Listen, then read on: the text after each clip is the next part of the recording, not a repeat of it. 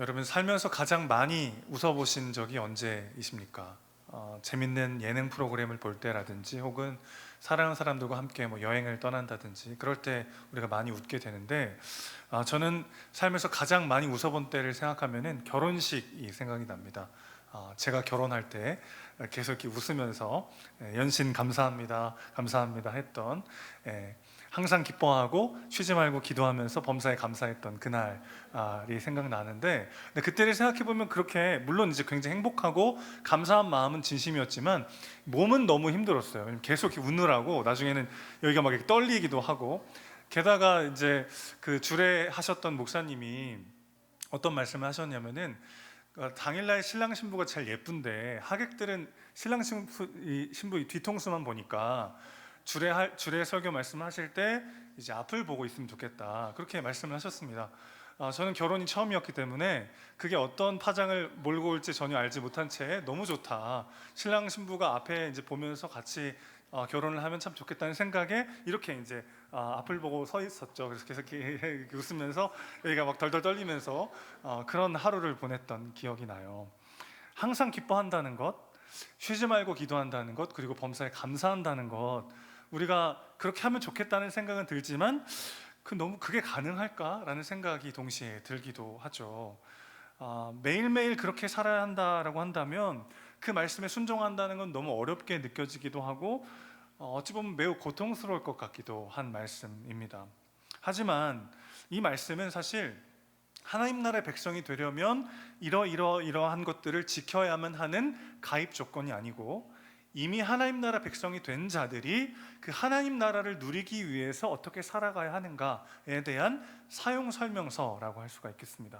자, 그러니까 바울이 지금 내가 신앙생활 해보니까 기뻐하고 기도하고 감사하니까 괜찮더라, 그러니까 너희들도 이렇게 살았으면 좋겠다 하는 권면이 아니고, 그는 지금 명령하고 있죠. 항상 기뻐하라, 쉬지 말고 기도하라, 범사에 감사하라 라고 명령하고 있는데, 이 명령은 그 명령을 지키면 하나님 나라의 백성이 될 것이고, 지키지 않으면 너희들은 하나님께 버림받을 것이다, 이것을 위해서 준 명령이 아니고, 이미 하나님 나라의 백성으로 부름받은 우리가 그 백성으로 하나님 나라의 자녀로 그 정체성을 가지고 하나님 나라를 누리기 위해서 우리가 지켜야 되는 삶의 방식이 무엇인지를 소개해주는 명령이라고 할 수가 있겠어요. 자, 그래서 오늘 본문을 통해서 데살로니가에 보낸 이 편지의 배경과 그리고 본문의 내용들을 살펴보면서 진짜 이 기뻐하고 기도하고 감사하라라고 하는 이 말씀을 통해서 우리에게 주시고자 하는 메시지가 무엇인지 같이 한번 살펴보도록 하겠습니다. 첫 번째 명령이죠.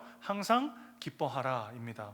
자, 데살로니가 교회가 세워진 배경에 대해서 우리가 조금 생각해 볼 필요가 있겠는데, 바울이 2차 선교 여행 때 세웠던 교회가 이 데살로니가 교회입니다. 그런데 유대인들이 막 박해가 너무 심해가지고요, 바울이 그 지역에서 3주 정도밖에 목회를 못합니다. 그러니까 교회가 개척되고 난 다음에 3주 있다가 그 교회를 개척한 목사님이 떠나야 되는 그런 상황이 벌어진 거예요.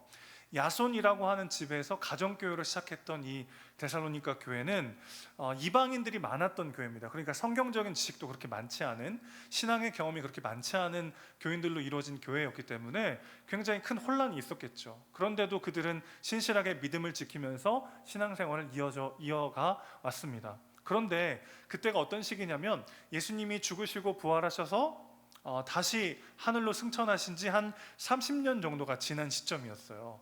초대교회 성도들은 예수님이 내가 속히 오리라 이렇게 말씀하셨기 때문에 문자 그대로 예수님이 곧 오신다라고 믿었습니다. 그런데 1년이 지나고 2년이 지나고 막 세월이 지나는데 예수님이 안 오시는 거예요. 그러다가 같이 이렇게 예배하던 지체 중에 한 사람이 막 박해를 받아서 죽임당하고 사자밥이 되기도 하고, 그런 고난이 막 깊어지니까 사람들은 혼란에 빠지기 시작했습니다. 예수님의 재림은 점점 늦어지고 고난과 박해는 점점 심해지니까 사람들은 믿음을 잃고 혼란스러워하기 시작했어요. 눈앞의 현실이 그들을 짓누르기 시작했고, 그들은 점점 기쁨을 잃어갔습니다. 바울은 편지를 통해서 이 데살로니가 교회 성도들에게 예수님의 재림과 죽은 자들의 부활에 대해서 제대로 설명을 해주죠. 자, 이런 맥락 속에서 항상 기뻐하라 라고 하는 명령이 등장을 한 겁니다. 자, 그러니까 항상 기뻐하라 라고 하는 명령은 항상 웃으라는 얘기가 아니고, 웃으면 복이 오니까 늘 웃어요, 이런 명령이 아니라 눈앞의 현실이 전부가 아님을 기억하라는 권면인 것이죠. 여러분, 성경에 보면 예수님이 웃으셨다 이런 구절을 보신 적 있으세요? 사복음서를 다 읽어봐도 예수님이 웃으셨다라는 구절은 없습니다. 예수님이 우셨다라는 구절은 있는데 예수님이 웃으셨다라는 말은 없어요. 그러나 예수님은 그렇다고 예수님이 전혀 안 웃으신 건 아니었겠지만 예수님은 고난 중에도 항상 기뻐하며 그 삶을 살아내시죠. 자, 눈앞의 현실이 전부라고 느껴지면 우리에게 너무나 많은 순간 절망이 찾아올 때가 있죠. 웃음은 사라지고 기쁨을 빼앗기는 순간들이 참 많이 있습니다. 그러나 이 또한 지나갈 것이고 하나님께서 우리에게 마련하신 우리의 진정한 엔딩, 우리의 영원한 하나님의 나라가 어떠한지를 알면 오늘 잠깐의 고난과 어려움과 상실을 우리는 딛고 기쁨 가운데, 소망 가운데 오늘 하루를 살아낼 수 있게 되는 것이죠. 제가 주일에 보통 한 6시쯤 일어나는데 5시에서 6시쯤 일어나는데 아침에 일어나면 그날 할 설교를 한번 머릿속으로 이렇게 예행 연습을 해봅니다. 근데 몇 주 전에 이렇게 일어났는데 이제 몇 시간 후면 설교를 해야 되는데 설교가 전혀 생각이 안 나는 거예요. 지난 주일 거는 생생하게 생각이 나는데 오늘 이제 몇 시간 뒤에 해야 될 설교가 전혀 기억이 안 나는 겁니다. 그래서 준비를 아직 다 못하고 내가 잤나? 너무 멘붕에 빠져가지고 핸드폰을 봤는데 알고 보니까 주일이 아니라 월요일 아침이었던 거예요. 그래서 오늘이 주일이 아니고 월요일이라는 사실을 알게 됐을 때 오는 그 평안과 기쁨과 감사가 얼마나 가득한지요. 오늘 이 현실과 이 상황이 내 인생의 절대적인 문제이고 이게 영원할 거라고 생각하면 우리는 늘 기쁨을 잃을 수밖에 없지만 이 또한 지나갈 것이고 하나님이 예비하신 하나님의 나라, 이 땅에 도래할 완전한 하나님 나라에서 영원토록 왕노릇하며 그분과 동행할 것이라는 그 소망이 우리 안에 있을 때 기쁨을 절대 빼앗길 수가 없게 된다는 것이죠. 얼마나 그때 안심했는지요.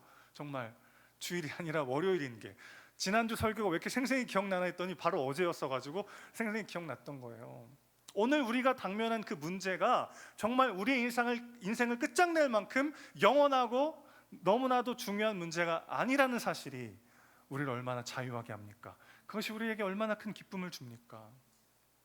살면서 우리가 잃어버리거나 실패하거나 낙심할 때가 얼마나 많아요. 저는 젊은 나이지만 벌써 허리 수술을 2번을 했습니다. 10대 때 1번, 20대 때 1번. 지금 다 거의 잘 회복을 해서 일상생활 하는데 큰 지장은 없는데 특히 이제 맨바닥에 이제 앉는 것이 굉장히 힘들어요. 그래서 신방할 때 이전 교회 사역할 때 맨바닥에 이제 1시간 정도의 신방하면 너무 괴로운 거죠. 그러니까 이 젊은 나이에 벌써 이렇게 이래가지고 내가 어떻게 사역을 제대로 감당할 수 있을까? 그런 불안도 오고 두려움도 오고 그럴 때 제가 제 거울 앞에 선 저의 이 저질스러운 몸뚱이를 보면서 이게 영원하다고 생각하면 절망할 수밖에 없지만 영광스러운 부활의 몸을 입고 다시는 병듦도 늙어감도 죽음도 없는 그 나라에서 우리는 다시 만나 영원토록 주님과 함께 할 것이라는 그 소망이 있기 때문에 오늘 하루를 살아낼 수 있는 힘을 얻게 되는 거죠. 건강이 무너져도 이것이 내 인생의 마지막 모습이 아니라는 소망을 가질 때 우리는 기쁨을 빼앗길 수 없게 되는 것이죠. 그러니까 기뻐하라라고 하는 이 명령은 오늘 내가 그 기쁨을 지켜내고 있는가에 대한 내용이라고 할 수 있겠어요. 내가 가진 소유와 성공과 성취로도 내 삶을 평가할 때가 있습니다. 그런데 여러분 생각해 보십시오. 부귀와 영화는 앞으로 여러분에게 영원토록 주어질 것들입니다. 하나님 나라에서 하나님께서 누르고 흔들어 넘치도록 부어주실 것들이에요. 그런데 80년, 100년 동안 부귀 영화를 못 누린다고 해서 억울할 게 있을까요? 그렇다면 잘 생각해 보셔야 됩니다. 앞으로 하나님 나라에서 영원토록 누리게 될 부와 영광을 80년, 100년 동안 잠깐 하나님이 그렇게 많이 허락하지 않으셨음이 우리의 기쁨을 근원적으로 빼앗을 수 있을까요? 그럴 수 없다는 겁니다. 오늘 나의 현실과 상황이 영원, 전부, 확실한 나의 전부라고 굳게 믿을 때에만 내 안에 있는 기쁨을 빼앗길 수 있는 것이죠. 연약하고 부족한 내 모습을 직면할 때도 있잖아요. 그럴 때 우리가 이 모습이 전부가 아니고 이 모습이 완성본이 아니고 우리 모두는 지어져 가는 성전이라는 것을 우리가 다시 한번 기억할 때 기쁨을 빼앗기지 않을 수 있는 거죠. 여러분, 우리는 어떻게 됩니까? 내 마음대로 행동하고 내 마음대로 살아도 하나님 보시기에 너무 아름답게 완성될 것입니다.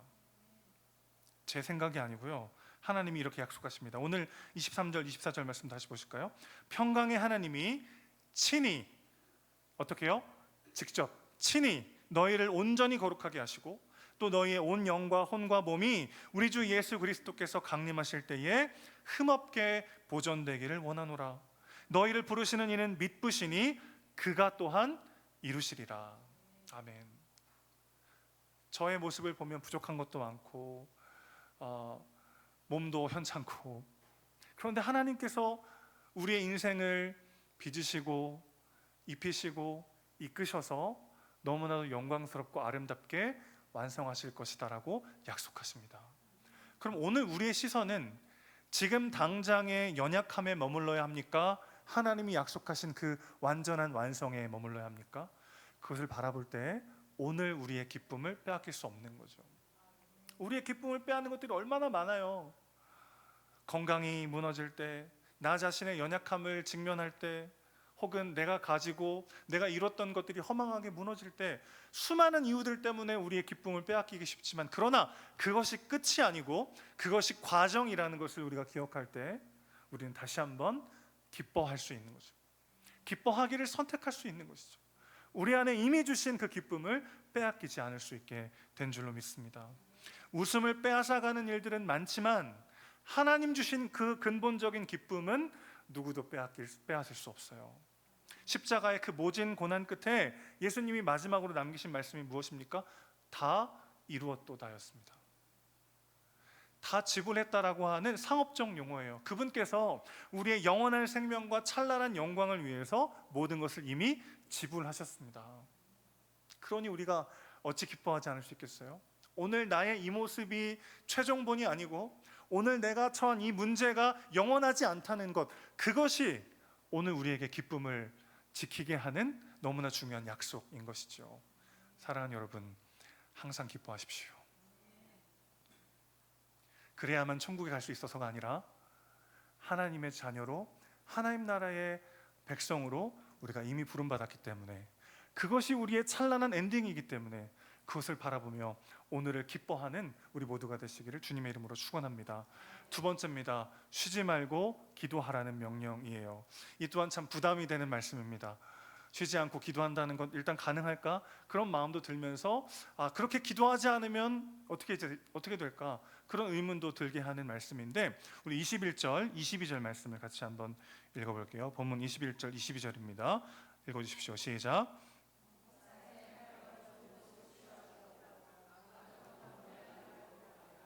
네, 범사에 헤아려 좋은 것을 취한다. 그리고 악은 버린다. 이 두 가지 명령을 주고 있는데, 좋은 것을 받는 것과 그리고 악을 멀리하는 것, 이 둘 모두가 기도할 때 주어지는 것들입니다. 우리 마태복음 7장 11절을 한번 볼까요? 제가 한번 읽어드릴게요. 너희가 악한 자라도 좋은 것으로 자식에게 줄 알거든 하물며 하늘에 계신 너희 아버지께서 구하는 자에게 좋은 것으로 주시지 않겠느냐. 좋은 것을 취할 수 있는 방식은 뭡니까? 우리가 기도할 때 하나님께서 우리에게 좋은 것을 주시는 거죠. 마태복음 6장 13절도 보시겠습니다. 우리를 시험에 들게 하지 마시옵고 다만 악에서 구하시옵소서. 예수님이 우리에게 가르쳐 주신 기도죠. 이렇게 기도하라. 너희를 악에서 구해달라고 기도하라. 주님이 말씀하셨습니다. 자, 그러니까 좋은 것을 받는 것도, 그리고 악을 버리고 악에서 건짐을 받는 것 모두가 뭐와 관련되어 있습니까? 기도와 관련되어 있습니다. 우리가 기도할 때 하나님은 우리가 기도하는 그 제목을 들어주시건 들어주시지 않건, 내가 원하는 소원대로 일하시건 그러지 않건 반드시 뭐부터 하시냐면 악을 버리고 악에서 건져주시는 일부터 하십니다. 악을 버리고 진짜 가치를 붙잡게 하세요.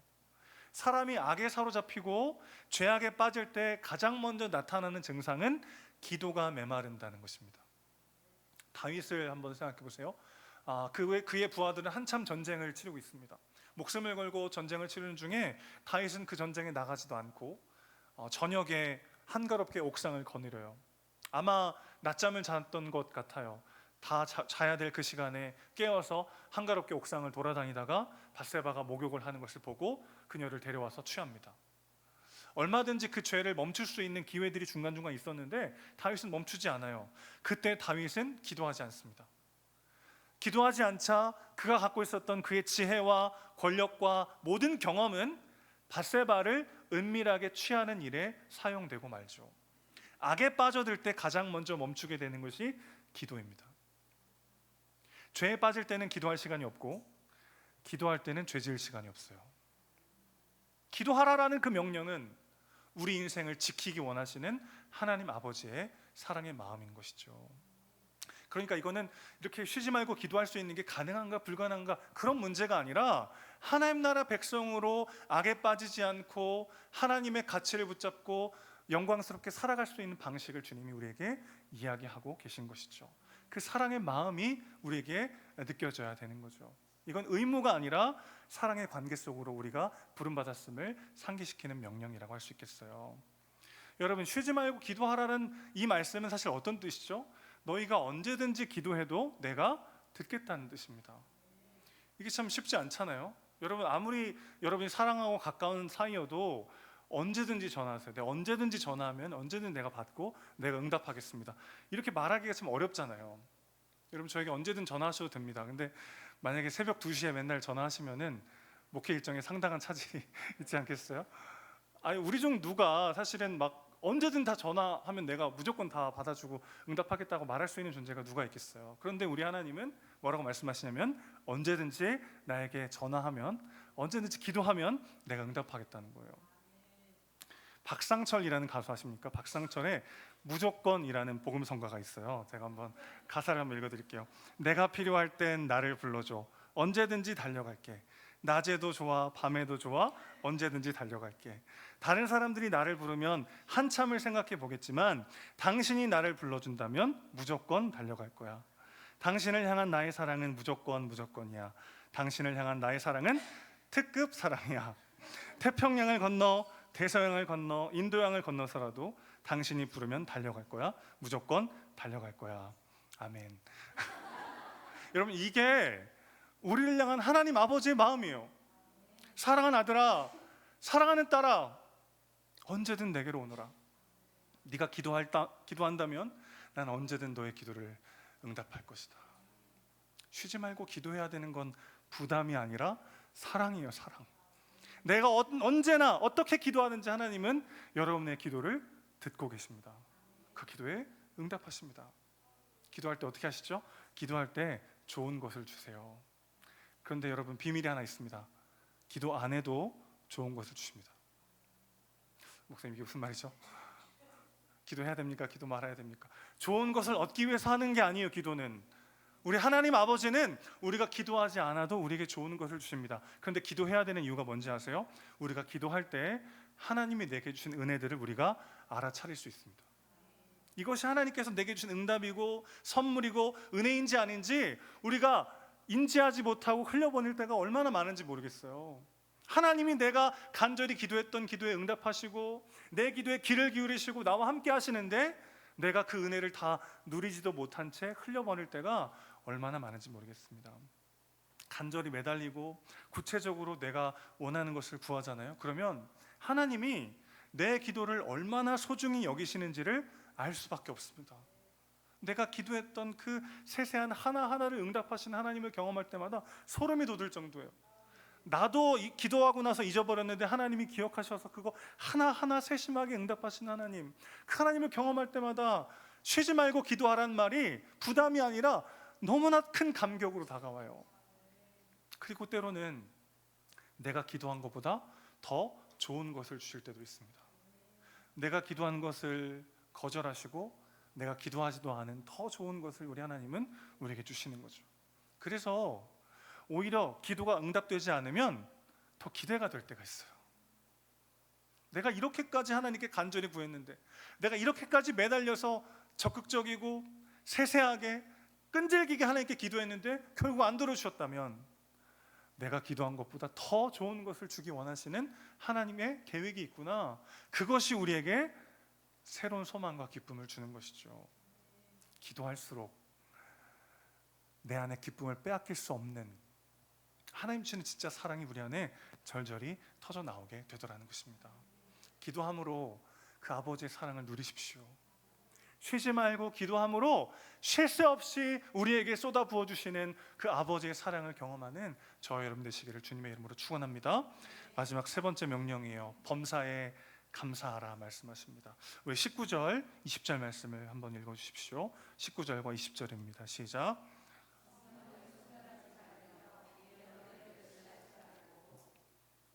성령을 소멸한다는 것은 우리가 말씀에 불순종하는 삶이 지속될 때 나타나는 현상이에요. 그러니까 우리가 처음 죄에 빠질 때 성령께서 우리 안에 말씀하십니다. 뭐 이렇게 음성은 아니지만 거부할 수 없는 마음의 감동으로 우리에게 길을 제시하시고 인도하세요. 근데 계속해서 그 성령의 귀를 기울이지 않고 말씀에 불순종하는 삶을 이어가면 성령을 소멸하게 되는 거죠. 자, 여기서 말하는 예언은 설교라고 보시면 됩니다. 그러니까 앞에 일을 미리 얘기하는 그게 아니고 하나님 말씀을 전하는 일, 그런 뜻이라고 생각하시면 되는데, 그러니까 예언을 멸시한다는 건 뭡니까? 선포되는 말씀을 그냥 흘려 듣는 걸 말하는 거죠. 그러니까 성령을 소멸하는 것이나 예언을 멸시하는 일 둘 모두가 다 뭐와 관련된 겁니까? 말씀을 듣는 겁니다. 그런데 놀라운 건 감사와 말씀은 밀접한 관련이 있어요. 내 안에 말씀이 가득하면 감사가 나오고 말씀이 메마르면 불평과 원망과 비난이 나오게 되어 있습니다. 왜 그런 줄 아십니까? 하나님의 말씀은 내게 주신 것에 집중하게 해요. 그런데 사단은 항상 내게 없는 것에 집중하게 합니다. 아담과 하와가 처음 선악과를 먹을 때 그 장면 한번 생각해 보실까요? 뱀이 와가지고 아담과 하와에게 처음부터 야, 하나님은 틀렸어, 이거 선악과 먹어도 안 죽어, 그렇게 말하지 않았습니다. 처음에 와가지고 뭐라고 얘기했냐면 하나님이 정말 이 모든 동산나무의 열매를 먹지 말라고 하셨어? 이렇게 물어요. 그럼 어떻게 생각하게 됩니까? 아니 다 먹어도 되는데 이건 먹지 말래 라고 내가 허락되지 않은 내가 없는 것, 그 선악과에 집중하게 하는 거죠. 사단의 유혹은 항상 이렇게 시작돼요. 하나님이 내게 허락하신 은혜와 하나님이 내게 선물로 주셨던 수많은 축복들은 다 당연해지고 나한테 없는 것, 내가 이루지 못한 것, 내가 상실한 것, 내가 누리지 못한 것들에 우리의 시선과 마음을 쏟게 만들더라는 것입니다. 그럼 어떻게 되죠? 가진 것에 대한 감사는 사라지고 가지지 못한 것에 대한 불평과 원망과 비난이, 분노가 내 안에 막 가득하게 되는 거죠. 그러니까 감사는 내게 주신 은혜를 다시 상기하는 축복의 문이라는 것입니다. 감사하지 않으면 하나님이 더 부어주지 않아서가 아니라 이미 내게 부어주신 은혜와 사랑을 기억하고 그것을 누리는 방식이 감사하는 삶이라는 것이죠. 그러니까 여러분, 우리가 의도적으로 감사를 선포할 때요, 오늘 하루를 마치면서 오늘 하루 살면서 감사했던 것들을 입술로 고백하여 하나님께 기도할 때 하나님이 내게 부어주셨던 그 은혜가 정말 마음에 와닿는 거죠. 하나님이 내게 주신 은혜가 너무 크구나. 그러니까 감사를 통해서 하나님의 축복을 받아내는 게 아니라 이미 내게 주신 은혜와 사랑을 보게 하고 누리게 하는 분이 감사라는 것입니다.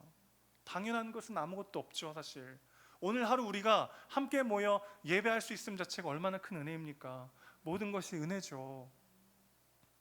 제가 지난 GCM 세미나 때 여러 목사님들과 이렇게 얘기하면서 지난 한 1년 6개월 동안 개척의 여정들을 이렇게 이야기하는 시간이 있었어요. 그 이야기하면서 제 안에 다시 한번 이게 정말 기적 같은 일이고 너무 감사한 일이다. 우리가 신남리에 들어오고 이렇게 교회를 세우는 이 모든 일들 하나하나가 정말 하나님이 너무나 큰 은혜를 주시고 여기까지 인도하셨기 때문에 있었던 가능한 일이다라는 생각을 다시 한번 하게 됐어요. 지난 1년 6개월의 시간들을 다 이야기하면서 이 모든 게 너무나 큰 하나님의 은혜였구나를 다시 한번 생각하게 됐습니다.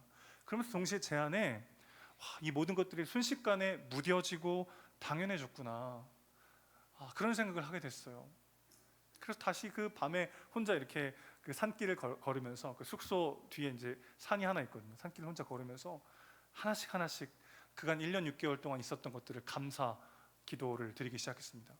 그때요, 감사하는데 끝까지 다 기도를 못했어요. 하나님이 제게 주신 은혜가 너무 커서, 하나님이 우리 교회를 향하여 주셨던 은혜와 사랑이 너무 커서 그 1년 6개월 동안 있었던 모든 걸 다 고백할 수도 없었어요. 여러분, 감사하지 않으면 하나님이 감사하지 않은 상황을 주실 것이라는 두려움 때문에 감사하라는 게 아니라 이미 내게 주신 은혜와 사랑을 너무 다 빨리 잊어버리기 때문에 감사를 통해 그것을 누리라고 우리에게 명령하고 계신 것이죠. 범사에 감사함으로 하나님이 우리 일상 속에 담아 놓으신 선물을 하나도 빠짐없이 누리시기를 주님의 이름으로 축원합니다. 우리는 이미 시작되었으나 아직 완성되지 않은 하나님의 나라를 살아가도록 부름받았어요. 이 땅이 전부가 아님을 기억하고 우리에게 약속하신 하나님의 나라를 바라볼 때 고난 중에도 기뻐하기를 선택할 수 있게 되는 거죠. 깨어 기도하고 감사로 하나님의 은혜를 되새기면서 우리는 이 땅에 임한 하나님의 나라를 누릴 수 있게 될 줄로 믿습니다. 제가 처음 남양에 이사 왔을 때 한 6개월 만에 이사를 해야 되는 상황이 발생했는데 갈 곳이 없는 거예요. 그때 제 안에 큰 낙심이 찾아왔습니다. 6개월 동안 정말 발에 땀 나도록 열심히 사역하고 열심히 주의 일을 했는데 내가 주의 일을 열심히 하면 하나님이 이 모든 것들을 좀 알아서 책임져 주셔야 되는 거 아닌가? 막 그런 마음이 막 오기 시작했어요. 그러면서 막 마음에 부정적인 언어들이 막 메시지들이 올라오는 거예요. 네가 그렇게 열심히 해봤자 아무도 너 몰라. 네가 그렇게 하는 거. 네가 그렇게 열심히 해봤자 그래서 남는 게 뭐야? 이런 막 마음들이 제 안에 막 올라오는 겁니다. 그래서 제가 막 뭐 기뻐하려고 한 게 아니라 제가 살려고 하루는 예배당에서 막 하나님 앞에 막 원망과 분노의 기도를 한 적이 있어요. 하나님 이게 뭡니까? 하나님이 가라고 해서 순종하는 마음으로 남양 땅에 왔고 하나님의 나라와 교회를 위해서 열심히 헌신한 결과가 겨우 이겁니까? 제가 막 호소하고 막 분노와 비난을 쏟아내는 기도를 했어요. 그때 하나님이 저에게 마음에 이런 감동을 주시더라고요. 사랑하는 아들아, 내가 다 안다. 내가 다 안다. 그러면서 저에게 주셨던 말씀이 고린도전서 15장 58절인데 그러므로 내 사랑하는 형제들아 견실하며 흔들리지 말고 항상 주의 일에 더욱 힘쓰는 자들이 되라. 이는 너희 수고가 주 안에서 헛되지 않은 줄 알미라. 하나님 앞에 내 마음을 다 쏟아놓고 기도할 때 하나님께서 나를 어떻게 보시는가, 나의 수고와 나의 헌신과 나의 삶을 어떻게 사용하시는가, 하나님의 그 큰 그림을 보여주셨습니다. 그러니까 다시 그 기쁨을 회복할 수 있었고 말씀이 다시 들리기 시작하고 그 말씀을 내 안에 새기니까 비로소 감사할 수 있게 되는 거죠. 그간 6개월 동안 하나님이 나를 지키시고 인도하시고 나를 통해 하셨던 그 많은 일들이 생각나면서 하나하나 감사하기 시작했어요. 그래서 막 분노와 비난으로 시작됐던 기도가 감사와 감격의 찬양으로 끝났던 기억이 있습니다. 사랑하는 여러분, 주님이 아십니다. 주님이 우리의 삶을 헛되지 않게 하십니다. 그것이 우리에게 주어진 삶의 엔딩이고 하나님의 큰 그림입니다. 이미 우리 삶 가운데 시작된 그 하나님의 나라, 그 나라를 누리는 비결이 바로 여기 있습니다. 항상 기뻐하십시오. 쉬지 말고 기도하십시오. 범사에 감사하십시오. 이것이 이미 하나님의 자녀가 된 우리 인생을 향한 주님의 뜻입니다. 그 길 따라 담대히 주님께서 우리에게 허락하신 은혜를 누리며 하나님의 나라를 살아내는 저 여러분 되시기를 주님의 이름으로 축원합니다. 아멘.